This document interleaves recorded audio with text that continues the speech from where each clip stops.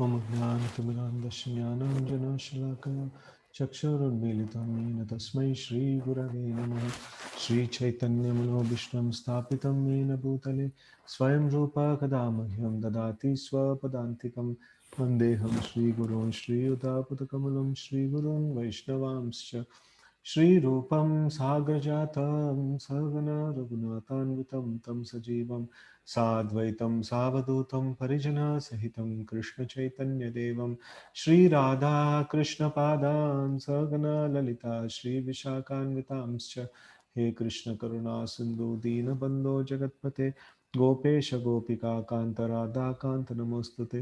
तप्त काञ्चन गौरङ्गी राधे वृन्दावनेश्वरी वृषभानुसुते देवी प्रणमामि हरिप्रिये। वाञ्छाकल्पतरुभ्यश्च कृपा सिन्धुभ्य एव च पतितानां पावनेभ्यो वैष्णवेभ्यो नमो नमः। जय श्री कृष्ण चैतन्य प्रभु नित्यानंद श्री अद्वैत गदाधर श्रीवासादि गौर भक्तवृंद। हरे कृष्ण कृष्ण कृष्ण हरे हरे, हरे Ram Ram Ram Hare Hare. Hare Krishna. So we will be starting today the 10th chapter of Bhagavad Gita. So we will finish Bhagavad Gita and then go to Bhagavatam. So we were reading Bhagavatam before, so this is a good start we did, and then we are in good pace. Also, we covered this, so we will finish this Bhagavad Gita in probably a month or so, and then we will go to Bhagavatam. Okay, so the text one of 10th chapter. Shri Bhagavan Uvacha Bhuya eva mahabhago shृणु me paramam vachah yatteham priyamanaya vakshami hitakamyaya. The Supreme Personality of Godhead said, "Listen again, O mighty armed Arjuna, because you are my dear friend. For your benefit, I shall speak to you further, giving knowledge that is better than what I have already explained." Purport. The word Bhagavan is explained thus by Parashara Muni, one who is full in six opulences, who has full strength, full fame, wealth, knowledge, beauty, and renunciation, is Bhagavan or Supreme Personality of Godhead. So, anybody know this sloka? Memorized? The Parashara Muni sloka, which says that the Supreme Lord is full with all six opulences. These are some of the shlokas which we need to have it memorized. Aishwaryasya samagrasya viryasya yasasya shriya jnana vairagayos chaiva channam bhagaithingana. Right? So while Krishna was present on this earth, he displayed all six opulences. Therefore, great sages like Parasara Muni have all accepted Krishna as the Supreme Personality of Godhead. Um, Now Krishna is instructing Arjuna in more confidential knowledge of his opulence and his work. Previously, beginning with the 7th chapter, the Lord has already explained his different energies and how they are acting. Now in this chapter, he explains his specific opulence to Arjuna. In the previous chapter, he has clearly explained his different energies to establish devotion and firm conviction. Again, in this chapter, he tells Arjuna about his manifestation and various opulences. So, the more one hears about the Supreme God, the more one becomes fixed in devotional service. One should always hear about the Lord in association of devotees. That will enhance one's devotional service. Discourses in the society of devotees can take place only among those who are really anxious to be in Krishna consciousness. Right? So, this is a very important point that is mentioned. So, discourses in the society of Krishna consciousness can take place only amongst those who are anxious to be in Krishna consciousness. So, this is the key aspect for us to progress in Krishna consciousness, right? So, until unless we have the anxiety to progress in Krishna consciousness, it is very, very difficult to progress. So, this is like if we want to achieve something, we need to have the goal and we have to make progress. So, the goal, how do we set goal in Krishna consciousness? The setting goal of Krishna consciousness is I must be anxious to get association of Krishna. I must be anxious to progress in Krishna consciousness. So that anxiety to be in Krishna consciousness is the thing which is going to make us progress. Otherwise, we'll not be able to make much progress. So this is something very, very key and essential, right? And then we will see this aspect that Krishna is going to speak about. I'm going to give you more knowledge, and things like that. So the confidential knowledge, as we had discussed, is the knowledge that we are not matter, we are spirit, and the Lord exists, and things like that. And then the more confidential subject matter is that the Lord maintains and controls this material world.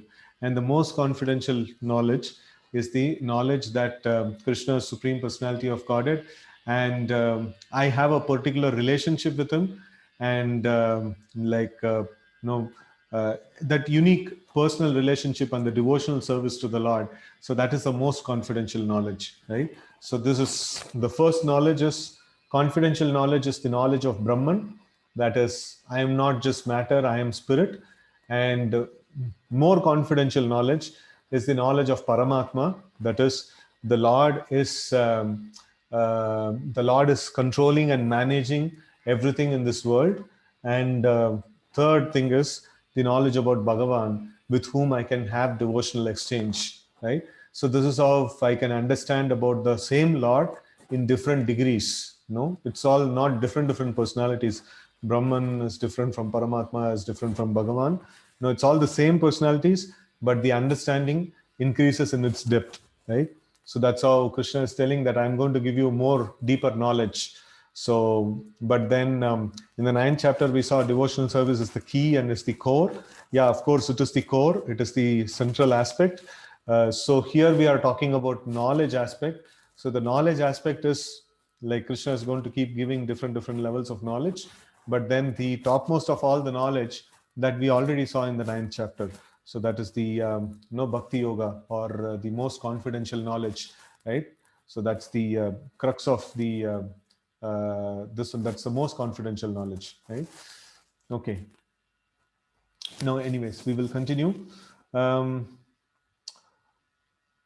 Others cannot take part in such discourses. That means one who is not anxious in Krishna consciousness cannot take part in such discourses. The Lord clearly tells Arjuna that because Arjuna is very dear to him, for his benefit, such discourses are taking place. Right? Okay, text 2. Name vidus suraganah prabhavam na maharishayah ahamadirhi devanam maharishinam sa sarvacha sarvasaha. Neither the host of demigods nor the great sages know my origin or opulence, for in every respect I am the source of the demigods and sages. Purport: as stated in Brahma Samhita, Lord Krishna is the Supreme Lord. No one is greater than him. He is the cause of all causes. Here it is also stated by the Lord personally that he is the cause of all the demigods and sages. Even the demigods and great sages cannot understand Krishna. They can understand neither his name nor his personality. So what is the position of the so-called scholars of the tiny planet? So that means people actually do research to find God and to understand God. So, but we should understand that these kind of researches cannot help. So, because the Lord is beyond, beyond the understanding of common men, right? So here the Lord is telling that He's even beyond the understanding of the demigods. So who are very, very great personalities. Then what to speak of ourselves? We are very, very small. So we cannot also understand the Lord by our endeavor and effort, right? And only by the mercy of the Lord, only by the mercy of pure devotees, we can understand. No, by our endeavor, we cannot understand. Jnane prayasa udapasya namanta eva jivanti sanmukaritam bhavadiyavarta. This one, sthane sthito shrutigatam tanuvan manobir. So we will not be able to understand by jnane prayasa, by the endeavor of knowledge, by our own personal endeavor. So, but then, namanta eva, by we have to come to the humble position of praying to the Lord and then begging Him to reveal Himself. And by the mercy of the Lord, we will get the association of the pure devotees, and by whose mercy we will be able to understand.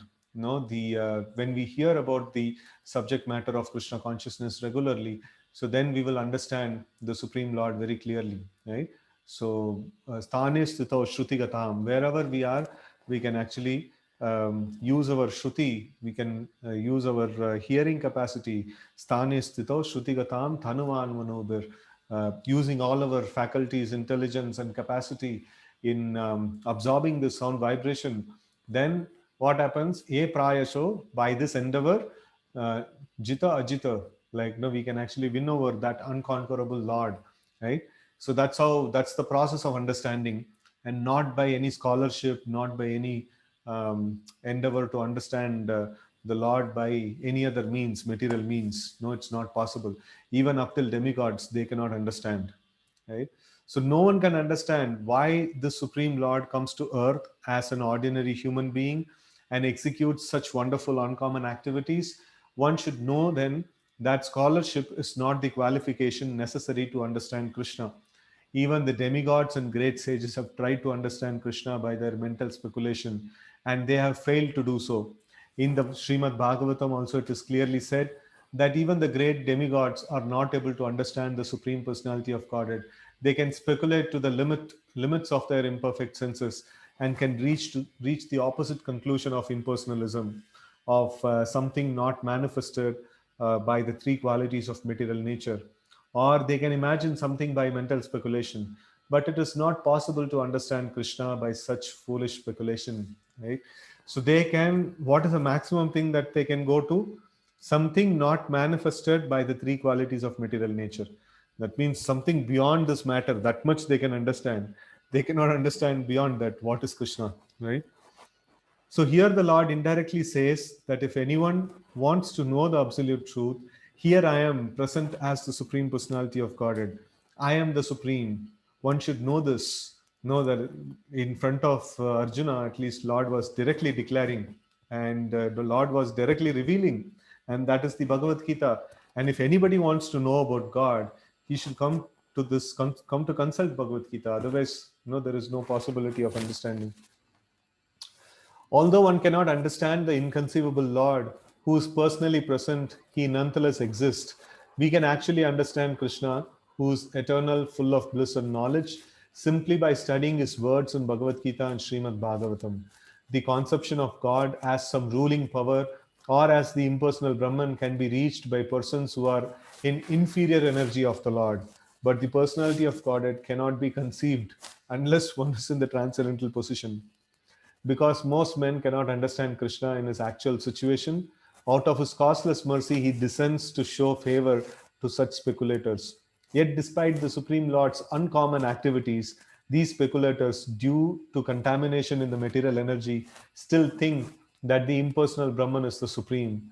Only the devotees who are fully surrendered unto Supreme Lord can understand, by the grace of the Supreme Personality, that He is Krishna. The devotees of the Lord do not bother about the impersonal Brahman conception of God.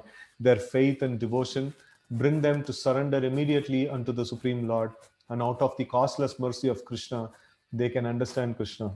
No one else can understand him. So even great sages agree. What is Atma? What is Supreme? It is He whom we have to worship. Right? So it's very clear. The aspect is that by material permutation and combination, we cannot understand Krishna, or we cannot understand who God is. And no, only way to understand is by the mercy of the Lord. So the basic thing is, until unless we have humility and we beg the Lord to reveal himself, it is not possible for us to understand him. That's the crux of the matter. Okay, text 3. Yo mamajam anadim cha vetti lokap maheshwaram asammudaha samrityeshu sarva papai pramuchyate. He who knows me as the unborn, as the beginningless, as the supreme Lord of all the worlds, he only, undeluded among men, is freed from all sins. As stated in 7th chapter, 7.3, Manushyanam Sahasreshu Kaschit Yatati Siddhaye. Those who are trying to elevate themselves to the platform of spiritual realization are not ordinary men. They are superior to millions and millions of ordinary men who have no knowledge of spiritual realization. So this is an appreciation for all of you who are trying to understand Bhagavad Gita. So it is mentioned that Manushyanam Sahasreshu Kaschit Yatati Siddhaye. So like, out of many, many Siddhas, only very few people, they actually Yatatam api siddhanam kaschin mam veti tattvata. So the Lord says that there are so many people who try to understand the Lord, who try to find out the Lord and things like that. But out of many millions of people, only few actually tries to understand. And out of those people who are trying to understand, only very, very few will actually understand. Kaschit mam veti tattvataha, right? So it is very great that all of you are trying to understand the Supreme Lord. Krishna is telling, you're all great amongst the millions and millions of ordinary people who are there, right? But out of those who actually trying to understand their spiritual situation, one who can come to understanding that Krishna is the Supreme Personality of Godhead, the proprietor of everything, the unborn, is most successful spiritually realized person. Anybody who comes to the point of understanding Krishna as Supreme Personality of Godhead is really achieved a great thing, right? In that stage only, when one has fully understood Krishna's supreme position, can one be free completely from all sinful reactions. Here the Lord is described by the word Aja, meaning unborn, and he is distinct from the living entities who are described in the second chapter as Aja. So like, we, the living entities, are called as Aja, but then like, that means the soul doesn't take birth, but then we acquire bodies and we take birth. So, but then the Lord doesn't have any of these conceptions. Like, he is pure spirit, and he's literally unborn, and he appears just like the sun appears in the horizon. So in that way, like, the Lord appears, but the living entity, goes through the pain of taking birth, right? So Lord doesn't go through the pain of taking birth.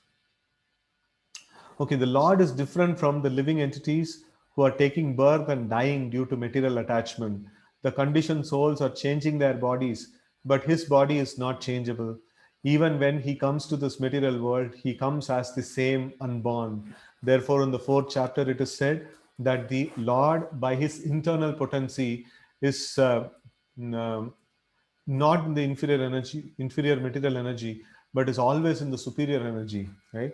So this statement we always have discussed, Sambhavami Atma Mayaya, right? So Sambhavami Atma Mayaya means like I appear by my internal potency, Atma Mayaya, right? So in that way, the Lord is not present in material energy, which is forcing us to take birth and death, right? So the Lord is not pushed like that. So he is completely free from all these things. And then whenever we discuss this point, it may be a very simple point. We may be discussing this often, but then it has a lot of value for us. Just like the same rice we eat every day, and it has a lot of value for us. And every time we eat the same rice or chapati, like we get the nourishment. In the same way, Krishna says, what is that? Evam yo veti tattvataha tatva deham punarjanma naiti mam iti so Arjuna. So like, janma karma chame divyam. So Lord's birth and activities are divyam, are transcendental. So every time we discuss about this topic, that the Lord is beyond the material nature, we are progressing towards Krishna consciousness. We are making tremendous progress in Krishna consciousness. And Krishna personally mentions this, Janma karma chame divyam, evam yo veti tatvataha. So one who knows this in real truth, tyaktva deham punarjanma naiti.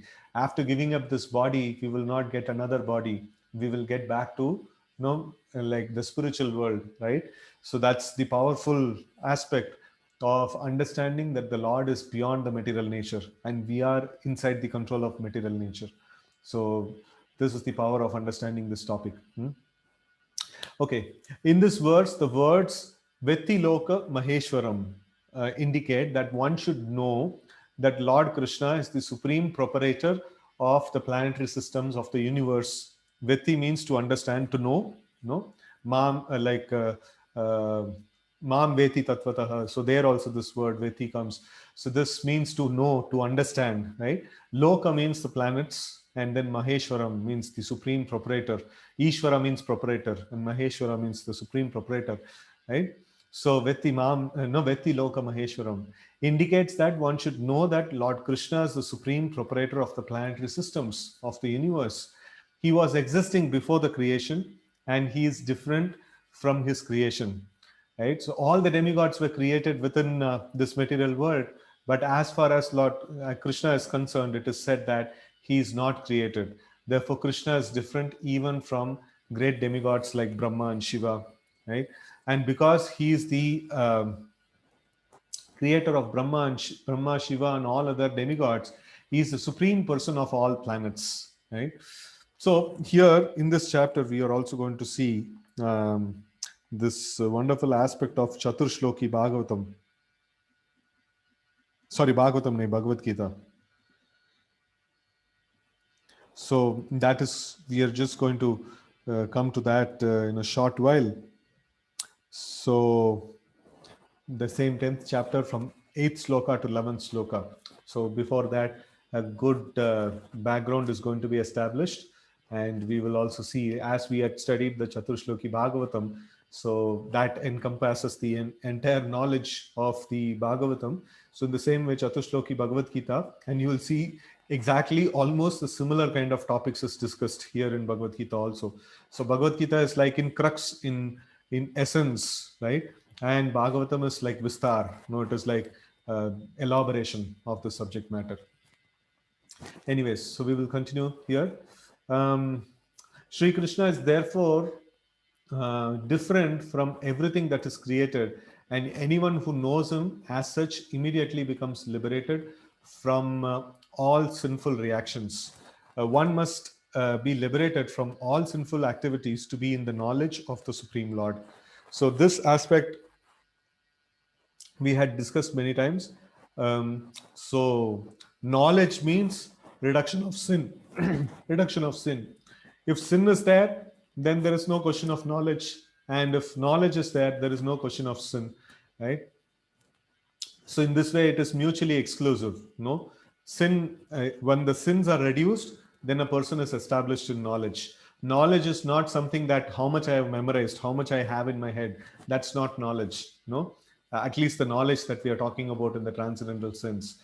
So the Krishna consciousness or the scriptural knowledge means reduction of sin, and the moment we reduce the quantum of sin in our system, then the knowledge arises. And when knowledge arises, we see things clearly, right? So one must be liberated from all sinful activities to be in knowledge of Supreme Lord. So if Krishna is revealing the knowledge here, now I'm going to give you more knowledge, more knowledge, more knowledge. But how am I going to perceive it? How am I going to see this knowledge practically in my life? By practice of Krishna consciousness, by chanting, by hearing, all this process, we are going to reduce the level of sin. We are going to reduce the level of material contamination. And once the material contamination is reduced, we become established in knowledge, right? If material contamination is there, then there is no knowledge. Without knowledge, no, how much ever I study, how much ever I memorize Bhagavad Gita, how much ever I do any kind of endeavor, I cannot understand Krishna clearly, right? So that's why we need to be very, very diligent in the process of Krishna consciousness, especially the process of chanting Hare Krishna, where we have to chant very legibly and hear very legibly, very, very clearly. And by this process and by the prayer that, no, my Lord, please reveal yourself to me, and please remove this material contaminations from my heart. So in this way, by deep prayers, so the material contamination gets cleared. Shanvatam swakata Krishna punya shravana kirtana hirdayantastohi abhadrani vidunoti. Like it's going to get like cleansed. This vidunoti suhrit satam. Right. So this is the process. We are repeating this slokas quite often. Just to emphasize, the process is so simple, and we are just coming together just to intensify our faith in the process and faith in the process of chanting. And by doing this, we are going to make tremendous progress, right? So by reading, by now so many months we have been reading together, and we see the philosophy is consistent, and what Srila Prabhupada is mentioning through volumes and volumes of books is consistent. And what Srimad Bhagavatam giving in different pastimes and different flavors, it's all the same consistent thing, that by sincere practice of devotional service, the Navavida Bhakti, our material contamination is going to get reduced. We are going to gain knowledge. We are going to develop devotion to Krishna, to the personal form of Krishna. And more we develop devotion to Krishna, more we'll relish these subject matters which are in connection with Krishna. And that's the point of liberation. No? Even though we may be living in this world, still we are considered to be Jivan Mukta. That means liberated even while living, right? So that's the point that we want to achieve. And we want to have the direct personal association of Krishna and direct experience of Krishna, right? Paresha Anubhava. We want to have that. So, and for that, we need to be very, very serious about this practice of Krishna consciousness. Okay. So only by devotional service can he be known and not by any other means, as stated in Bhagavad Gita, right? Bhaktyamam abhijanati yaman yaschasmi tatvatah, right? Only by devotional service, bhaktyamam abhijanati. So, okay, one should not try to understand Krishna as a human being. As stated previously, only a foolish person thinks him to be a human being. This is again expressed here in a different way. A man who is not foolish, who is intelligent enough to understand the constitutional position of Godhead, is always free from all sinful reactions. If Krishna is known as the son of Devaki, then how can he be unborn? That is also explained in Srimad Bhagavatam.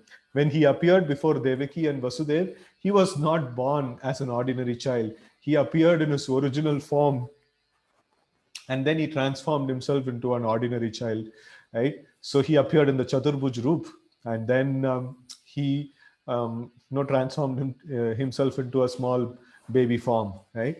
So this shows that he's not just born like anybody else. Anything done under the direction of Krishna is transcendental.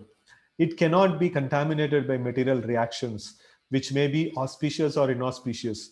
The conception that there are things auspicious and inauspicious in the material world is more or less a mental concoction, but there is nothing auspicious in the material world. It's a very, very powerful statement. The conceptions that there are things auspicious and inauspicious in the material world are more or less mental concoction. There is nothing auspicious in the material world, right? Sometimes we think, oh, being rich is auspicious and being poor is inauspicious. Being healthy is auspicious, being sick is inauspicious, and being accepted by people are auspicious, and being rejected by people is inauspicious. But here it's mentioned, nothing is auspicious in the material world, right? Being in Krishna consciousness is auspicious, and rest everything is inauspicious. Okay, everything is inauspicious because the very material nature is inauspicious. We simply imagine it to be auspicious. Real auspiciousness depends on activities in Krishna consciousness in full devotion and service. Therefore, if we at all want our activities to be auspicious, then we should work under the direction of the Supreme Lord. Such directions are given in authoritative scriptures such as Srimad Bhagavatam and Bhagavad Gita, or from a bona fide spiritual master. Because the spiritual master is representative of the Supreme Lord, his direction is directly the direction of the Supreme Lord. It's very, very important. Here we see that when sometimes we see that less intelligent people, they give a lot of importance to Bhagavad Gita and Srimad Bhagavatam, but then they don't give so much importance to the devotee and the devotee's words. So it is very important to understand that the words of the pure devotees, especially the spiritual master, is very, very important, and they are directly the words of the Supreme Lord, because they are in direct connection with the Supreme Lord, right? So it's very important. So like what we study from Bhagavad Gita and what we hear from the pure devotees, so it's non-different. Okay, the spiritual masters, saintly persons, and scriptures direct in the same way. There is no contradiction in these three sources. That's why these three are considered to be the 3-point verification for pramana for anything that we believe in Krishna consciousness is Guru, Sadhu, and Shastra. Spiritual master, the saintly persons, and the scriptures. So anything that we get to know, and if we want to verify is it true or not, we should come to these three things: spiritual master, the saintly persons, and the scriptures, right? So this is the 3-point verification. And if it is not proved in this thing, then we should reject it. Okay, there is no contradiction in these three sources. All actions done under such direction are free from the reactions of pious or impious activities of this material world. The transcendental attitude of the devotee in the performance of activities is actually that of renunciation, and this is called sannyas. The transcendental attitude, again I'll read, the transcendental attitude of the devotee in the performance of activities is actually that of renunciation, and that this is called sannyas. So transcendental activities means what? Sorry, transcendental attitude of the devotee. So the transcendental attitude means what? Like here in the just in the previous page, we have that no the transcendental subject matter, or the knowledge beyond the matter is given by the Supreme Lord in the form of Srimad Bhagavatam, Bhagavad Gita, and by the spiritual master, right? So by following that, we will be situated in the transcendental attitude, and in that transcendental attitude, whatever activities I am doing, that is actually renunciation, and that is called sannyas, right? So sannyas means not just accepting a sannyas dress and then going to the forest. Sannyas means to give up the fruits of our action and to be detached, in that way, and perform our duties for the pleasure of Krishna. So then, we can also be a sannyasi, right? As stated in the first verse of the sixth chapter of Bhagavad Gita, one who acts as a matter of duty because he has been ordered to do so by the Supreme Lord, and who does not seek shelter in the fruits of his action, anashrita karma phalam, karyam karma karoti yaha, right? So anashrita, so like not taking shelter of the karma phalam, being detached from the fruits of activities, no, he is a true renouncer, right? So anyone acting under the direction of the Supreme Lord is actually a sannyasi and a yogi, and not the man who has simply taken the dress of a sannyasi or a pseudo yogi. Okay, takes 4 and 5. बुद्धिर्ज्ञानम् असम्मोहः क्षमा सत्यं दमः शमः सुखं दुःखं भवो भावो भयं च भयम् एव च अहिंसा समता तुष्टिस् तपोदानं यशो यशः भवन्ति भावभूतानां मत्त एव पृथग्विधाः. Intelligence, knowledge, freedom from doubt and delusion, forgiveness, truthfulness, control of the senses, control of the mind, happiness and distress, birth, death, fear, fearlessness, non-violence, equanimity, satisfaction, austerity, charity, fame, and infamy. All these various qualities of living beings are created by me alone. No, we can see that no, we have different kinds of qualities, and all these qualities, how it is coming, because the Lord has created, and it is there in the part of three modes of material nature also, and it's only by the Lord's arrangement, all these different qualities are there. And whenever we are able to display a certain good quality, we should always give credit to the Lord. And whenever we are able to display some bad qualities, then also it is given by the Lord, right? So in fact, when Kalia was chastised by Krishna, Krishna danced on the hoods of Kalia, and at the end Kalia was offering prayers, and he was telling Krishna, like, you chastised me, you punished me for being so envious, but who created this envious nature, right? So this envious nature is also created by you only, right? So then so it's, yeah, like all the different qualities, good and bad, everything is created by the Lord. No, otherwise the Lord, the definition of the Lord will become incomplete. No, he is the sarva karana karanam, he is the cause of all the causes, right? So in this way, he's all the good and bad, everything comes from him. But why do we have the bad qualities then? It's because of our desire to have that, right? So that's the reason. And in this way, like all good qualities come from the Lord, and all the bad qualities also come from the Lord. And if we have if we have good intentions, if we develop Krishna consciousness, and if by the mercy of the Lord and devotees, if we develop Krishna consciousness, so then we will have good intentions, and the Lord will bless with all the good things, for us. Okay. Purport: the different qualities of living entities, be they good or bad, are all created by Krishna, and they are described here. Intelligence refers to the power to analyze things in their proper perspective, and knowledge refers to understanding what is spirit and what is matter. Right? So, intelligence is for understanding things in proper perspective, and knowledge, this is the basic understanding of knowledge. Knowledge refers to understanding what is spirit and what is matter. Right? So we should always know what is knowledge. So ordinary knowledge obtained by a university education pertains only to matter, and it is not accepted here as knowledge, right? So this is what generally people think. Knowledge means, oh, काफी सारा book पढ़े हैं, और काफी सारा, like, he's understood a lot of things, and he's a knowledgeable person. He has studied a lot, right? So scriptures doesn't give any value to it. No, that's not real knowledge. Real knowledge means to come to the point of understanding what is spirit and what is matter. And how can we come to that stage?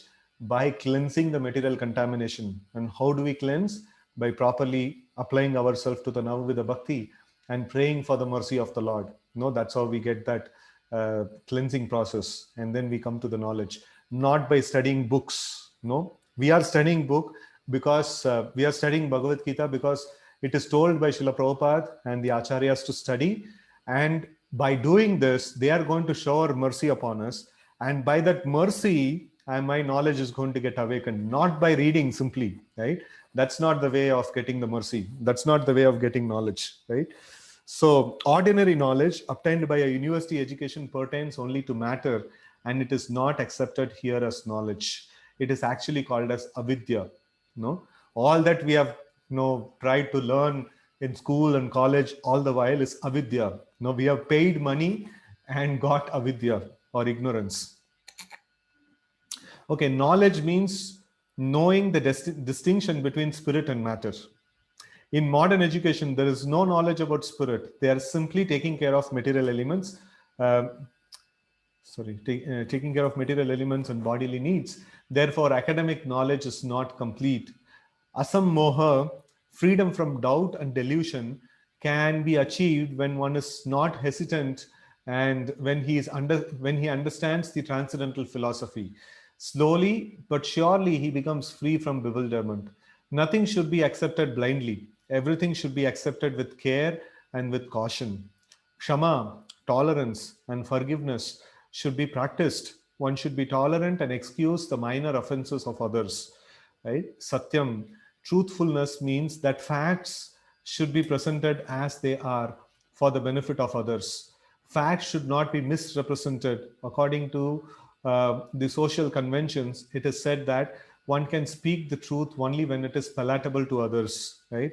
So this is the austerity of speech that Krishna mentions in Bhagavad Gita, right? So that Satyam, Priyam, it should be truthful, and it should also be like Priyam, and it should also be Hitam. It should be for the welfare of somebody, right? So that's how the truth has to be spoken. It's not that I just want to speak the truth, and in any way and in every way we can speak, right? Okay, but that is not according to the social conventions, it is said that one can speak the truth only when it is palatable to others, but that is not truthfulness. The truth should be spoken in the straightforward way so that others will understand actually what the facts are, right? So a sadhu is mentioned that he speaks the truth, very, very straightforward. So, but at the same time, he also takes care that the people also get benefited out of it, right? So if a man is a thief, and if people are warned that he is a thief, that is truth. Although sometimes the truth is unpalatable, one should not refrain from speaking it. Truthfulness demands that the facts be presented as they are for the benefit of others. That is the definition of truth, right? So this also, this has to be understood in relation with the previous topic also. So that is forgiveness. One should be tolerant and excuse the minor offenses of others, right? So that is also there, and at the same time one should present the truth also. So it is not that hard-heartedness, it is not in that way. So but we should present the truth, but at the same time we should see that the minor offenses of the people are forgiven also. Okay, control of the senses means that the senses should not be used for unnecessary personal enjoyment. There is no prohibition against meeting the proper needs of the senses, but unnecessary sense enjoyment is detrimental for spiritual advancement.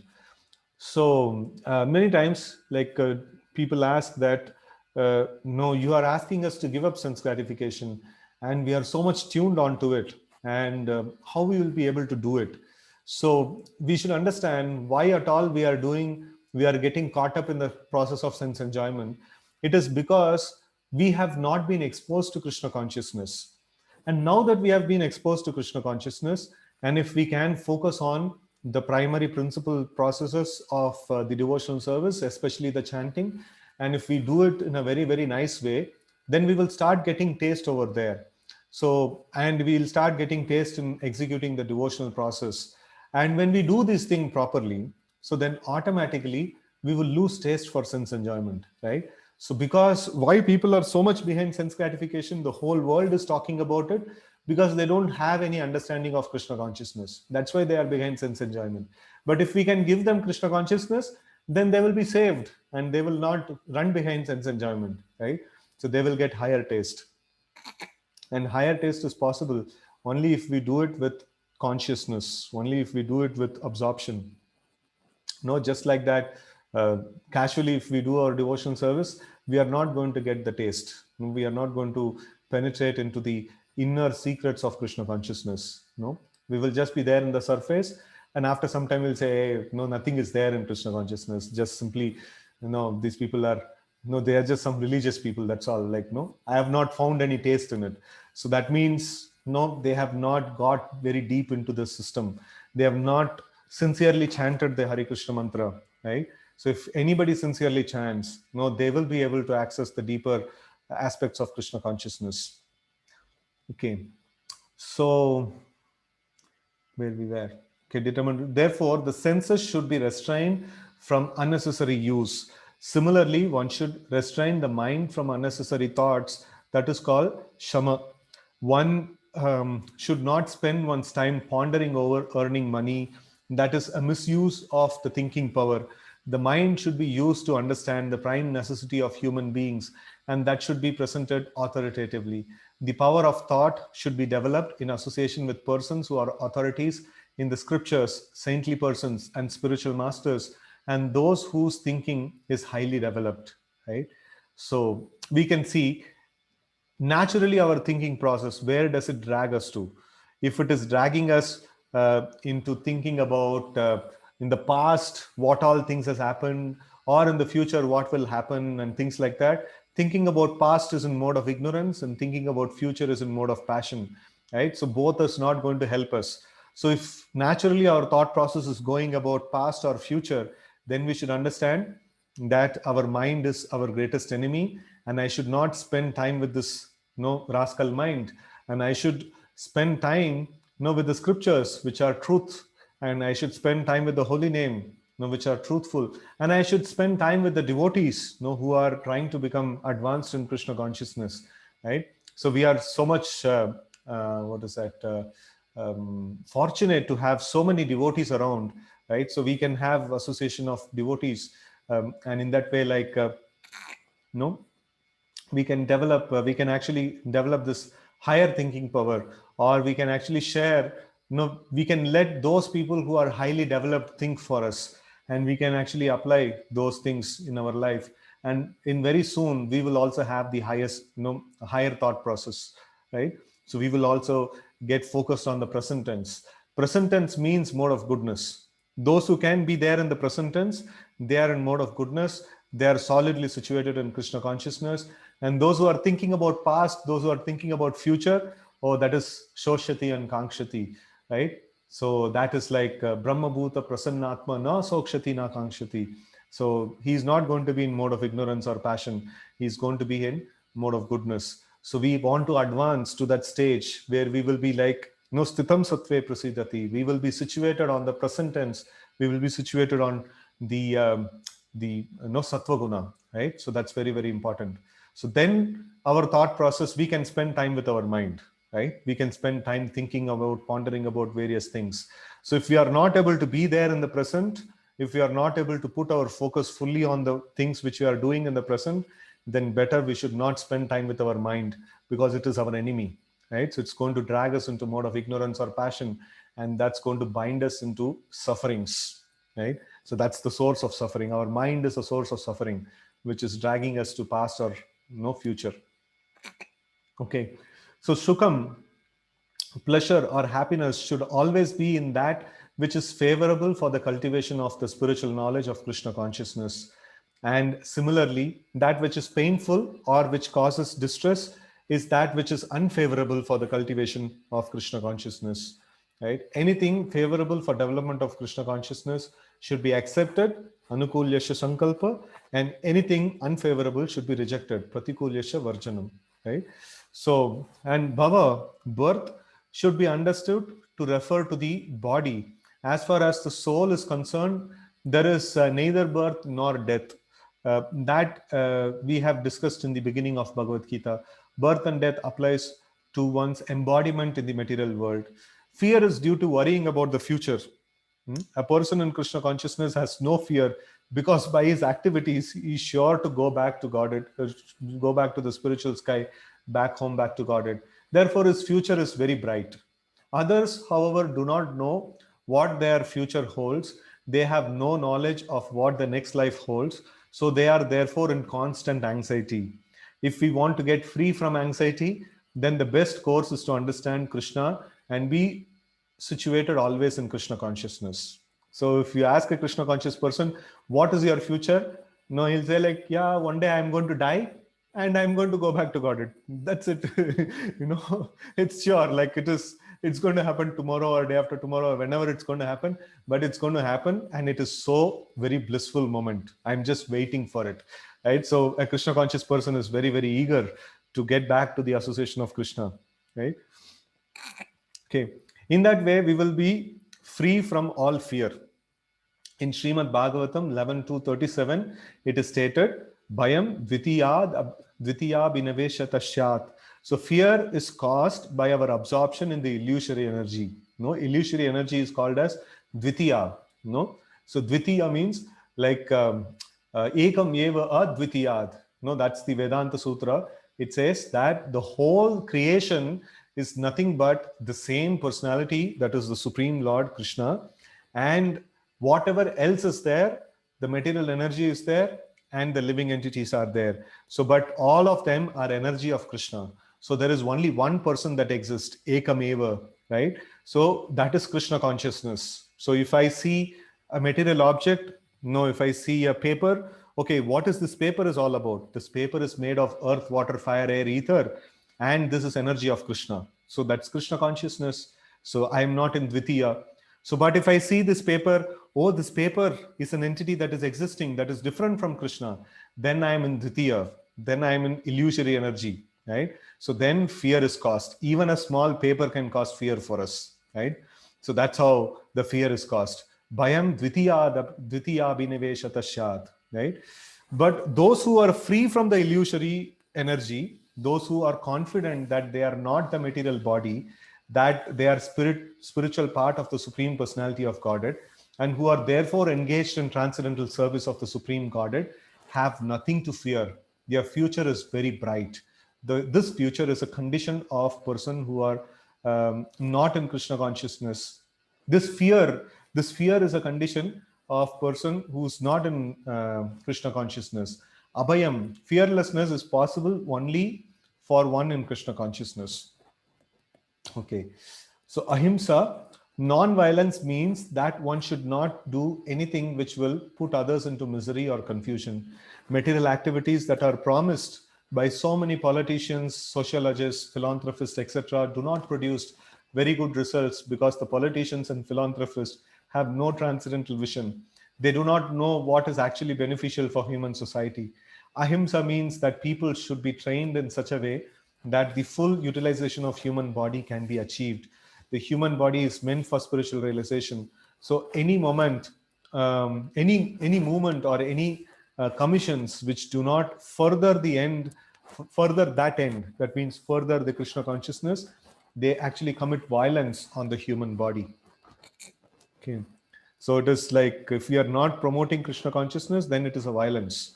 So let's take some examples. No, in the schools and colleges that we have studied, so no Krishna consciousness is being promoted, and how can we call that as violence? So why it is violence? Because no, the living entity is suffering in the material world, being separated from Krishna, and this material education has put us more and more into illusion, and no more and more into illusion, and it is prolonging our suffering in the material world, right? If somebody is suffering and if I'm ensuring they are prolonging their suffering, what is it called? It's called as violence, right? So, and then economic development and like all the other activities, whatever may be the activities, we can actually analyze in this way everything, all the different kinds of activities that are there. So all of them are violence, right? So we should understand this point. So they are violence on the human body.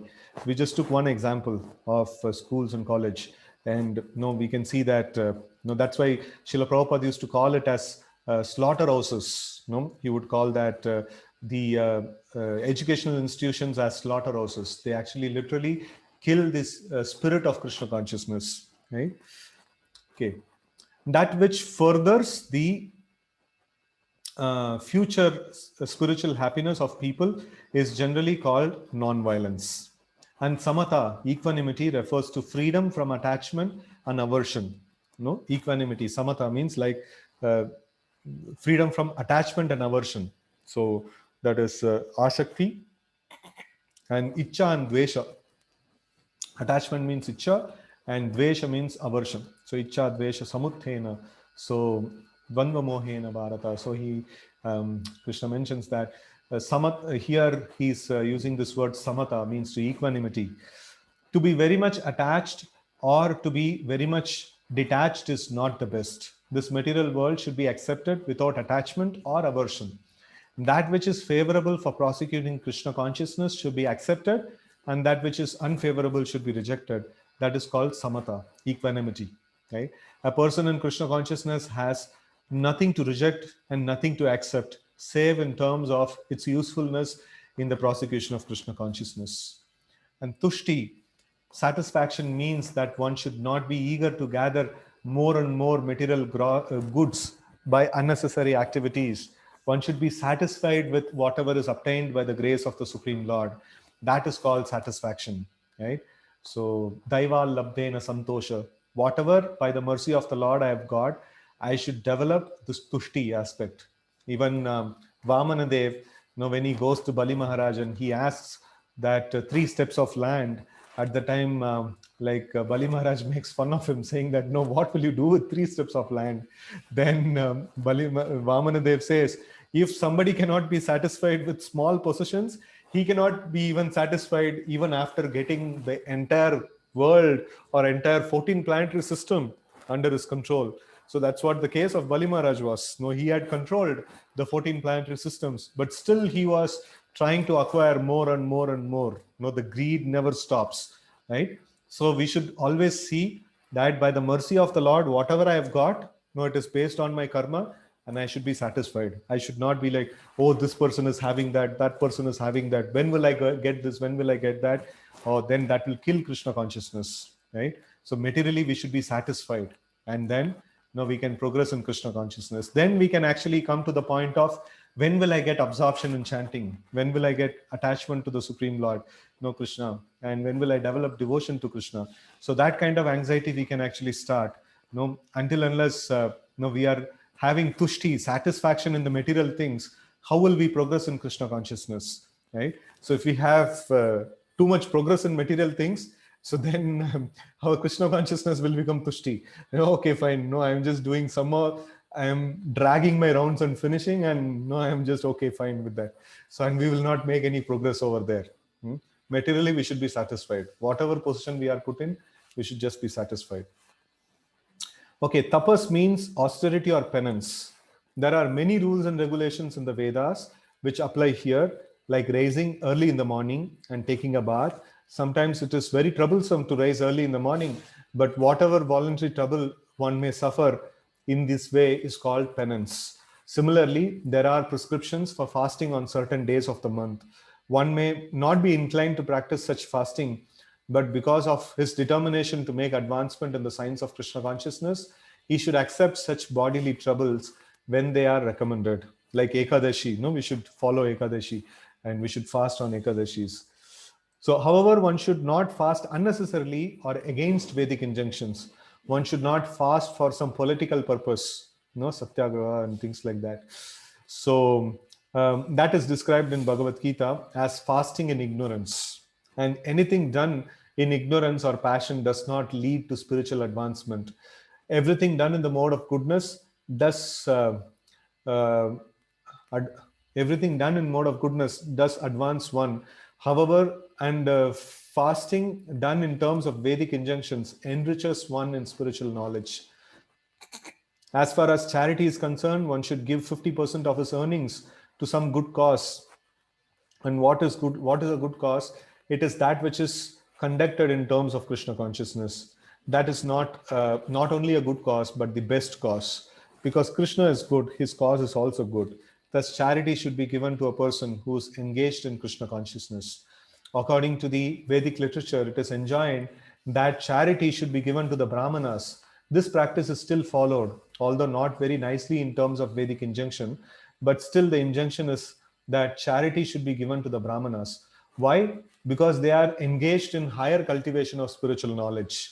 So nowadays, it has become like charity to the poor, charity to the underprivileged, and things like that. So that's not the thing which was mentioned in the scriptures. No, charity in terms of money has to be given to the Brahmanas because they know how to utilize it.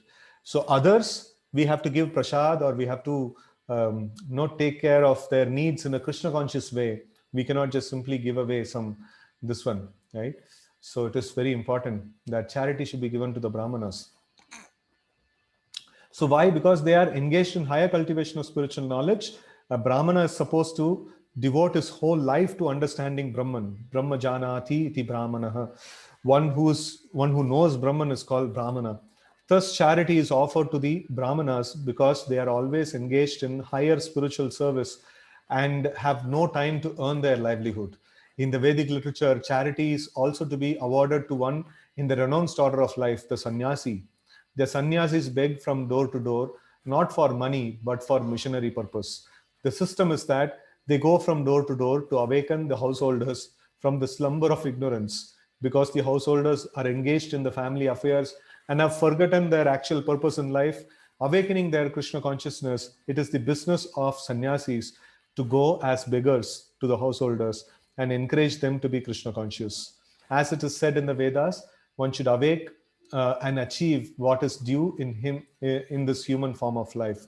This knowledge and method is distributed by the sannyasis. Hence, charity is to be given to the renouncer of life, to the Brahmanas, and similar good causes, not to any whimsical cause.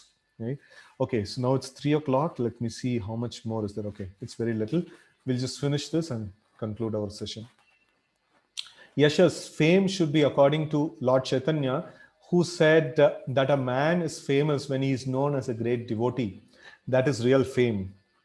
So it's not that he's a most knowledgeable person in some science and things like that. So that's not the actual fame. The actual fame is to be known as a great devotee.